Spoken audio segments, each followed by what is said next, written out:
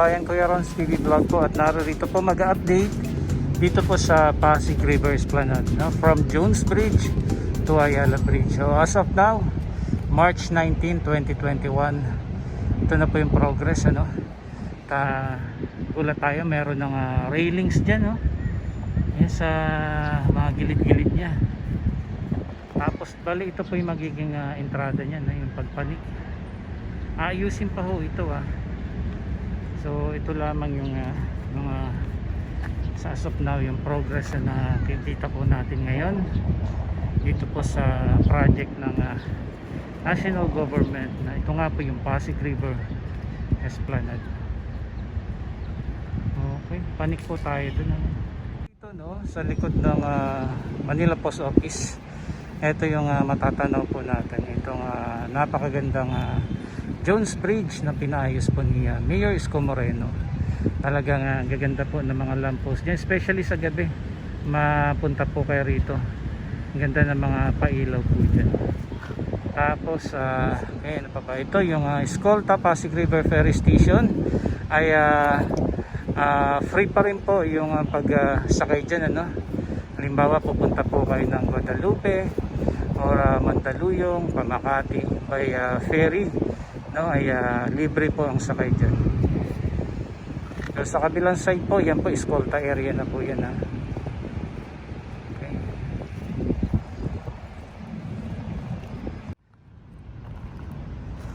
Okay, so papanik na po tayo, no, dito sa Esplanade Project. At ito na po yung tsura,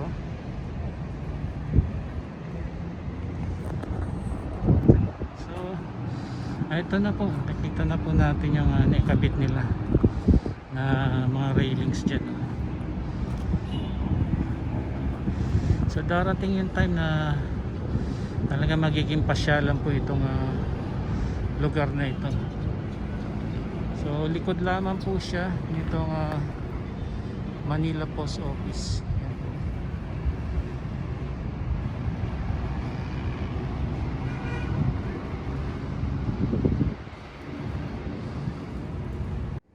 So once again, naririto na po tayo sa area mismo ng Esplanade Project, ano.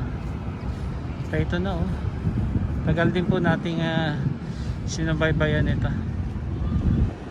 Ayan, meron ng hawakan dito.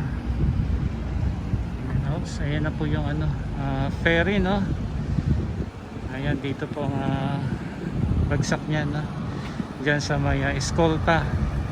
Kasi yun dyan sa may may ginagawa po kasi tulay dito, I think ano bang station dito, Spanya ba yan? Hindi ko lang sure, ano. Basta meron dyang station pa dati, So ngayon ito na po muna, no, hanggang ito na yung pinakadulo dahil may ginagawa pong tulay dyan. Okay, so dyan po yung ano ng last trip ng no, nitong ferry boat. Okay, balik po tayo dito sa project, na ito na po yung progress nitong Pasig River Esplanade from Jones Bridge to Ayala Bridge.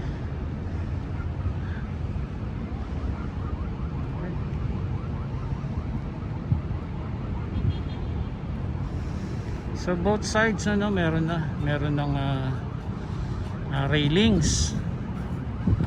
Ayan, wow, ganda ng view dito. So yung pinaka-edge niya, yan. Excited na rin po tayo, ano. Tapos especially sa gabi, no? Wow, ganda rito pumunta.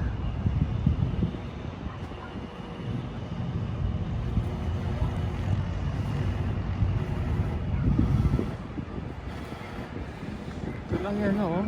Malikod ng Manila Post Office. Yun.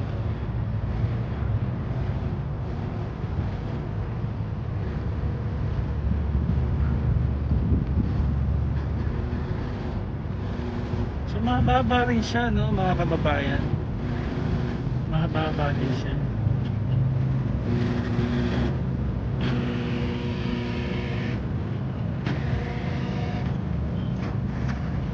So okay, so dito nalagay na ng ilang part, ano. Pero dito yung mga Stands pa muna niya. So, yun.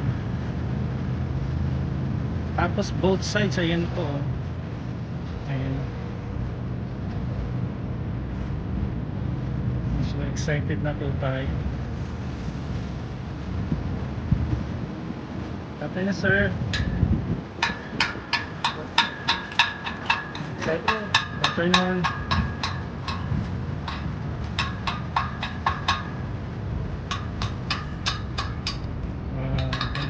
So nasubaybayan din po natin to mga kababayan, ano? Nung babaon pa lang sila rito ng pundasyon, no? Nakukuhanan po natin before. So sa ngayon ito na po, naririto na tayo sa ibabaw, no? Sa pinaka area. Tama nga yung sinasabi ni Yorme, no? Na mula doon sa ano bang area yun, sa may Metropolitan Theater, inaayos na rin po. Tapos yung Hidden Garden binuksan, yung Jones Bridge, marami tayong mapupuntahan sa itong area na to. Esplanade Project, at dagdag pa yung Arroceros Park dyan, ano.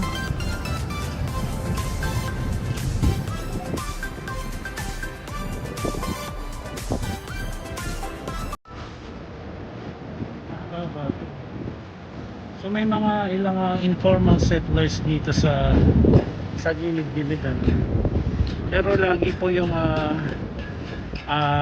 clearing operation na ginagawa dito. Kailan nagbabalikan po. Pero hopefully sana po ay maisaayos sila. Tingnan niyo po yung sides ng ng Manila Post Office, no? Parang ang dami na rin po mga sulat-sulat diyan sa likod, no? Yung vandalism. Para pagka maayos na to, sana magiging maayos na rin dyan yung daanan dyan, or sana ng repainting dito, no? Mapinturahan tong muli pagka once na binuksan na in public itong Pasig River Esplanade mula dito sa Jones Bridge.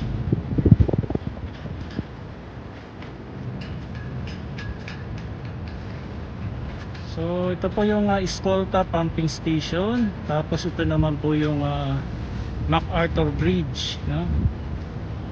Ito yung MacArthur Bridge.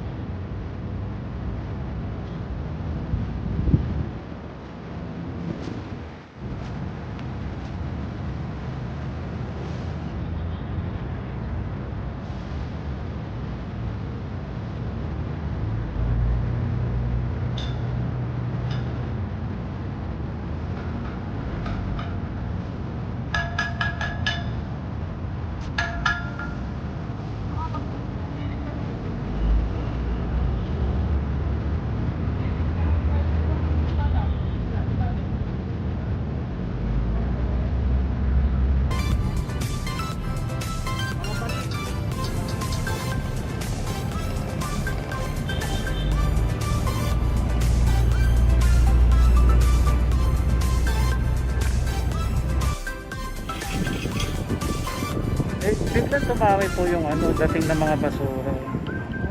Saan galing tumawi? Kasi sa dapat yung mga estero may trap, para hindi nakakalabas itong mga basura dito. Yan, dami. Kanina malinis, ngayon napansin po natin yung bukso ng basura ngayon.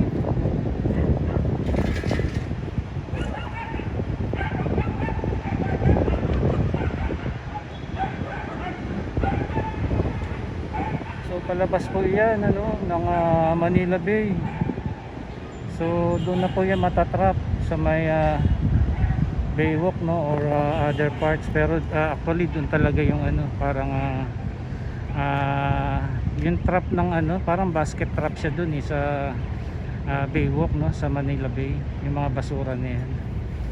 So actually pagka panahon po talaga ng mga water hyacinth, ang dami po dito talagang makikita nyo po dito ay green na green dito, parang akala nyo walang tubig, parang hard din itong kahabaan ng Ilog Pasig, no?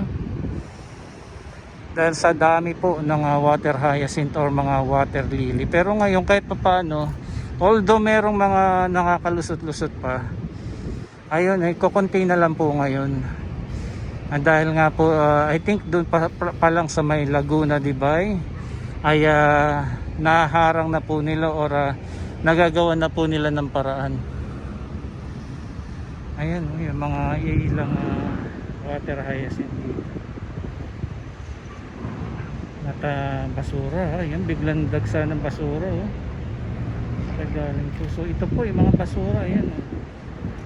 Ang bagsak talaga nito doon sa Baywalk kumbaga siyang magsasalo nito kasi yung itsura niya parang basket kasi doon talaga ang shoot nitong mga basura nito.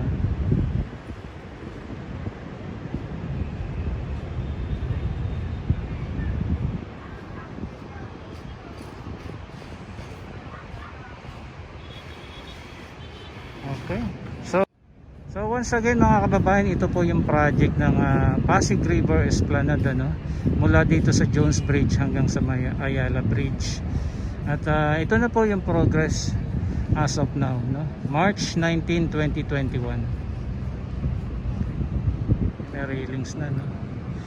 At may platform na. At sabi nga ni Kuya, maglalagay pa raw dito ng mga tiles. So antabayanan din po natin ano, pag maglalatag na rito. So ito po ang ating update sa Pasig River Esplanade from Jones Bridge to Ayala Bridge.